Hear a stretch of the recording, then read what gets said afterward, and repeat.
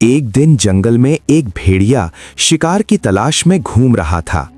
कई घंटे हो गए थे, लेकिन उसे कोई शिकार नहीं मिला। थक कर वो जंगल के एक पुराने रास्ते पर चलने लगा। चलते चलते उसे एक अजीब सी गुफा दिखाई दी। गुफा के अंदर से हल्की नीली रोशनी बाहर आ रही थी।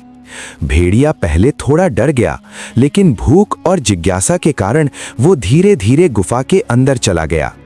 गुफा के अंदर उसे एक पुराना जादुई पेड़ दिखाई दिया।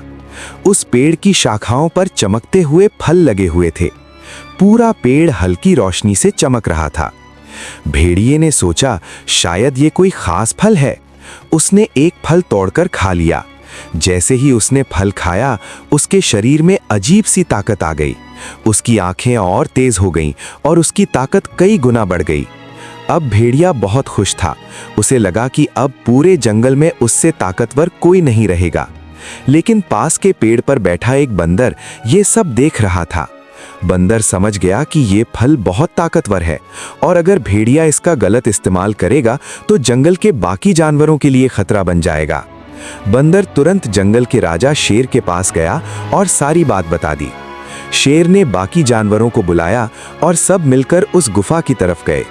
जब भेड़िया बाहर आया तो उसने अपनी नई ताकत दिखाने की कोशिश की, लेकिन इतने सारे जानवरों को देखकर वो घबरा गया। शेर ने जोर से दहाड़ लगाई और कहा, ताकत का इस्तेमाल जंगल की रक्षा के लिए होता है, दूसरों को डराने के लिए नहीं। भेड़िया समझ गया कि अगर वो लड़ाई करेगा तो हार जाएगा, इसलिए वो चुपचाप उस जंगल को छोड़कर भाग गया। उस दिन के बाद उस जादुई पेड़ को जंगल के जानवरों ने मिलकर सुरक्षित रखा, ताकि कोई भी उसका गलत इस्तेमाल न कर सके।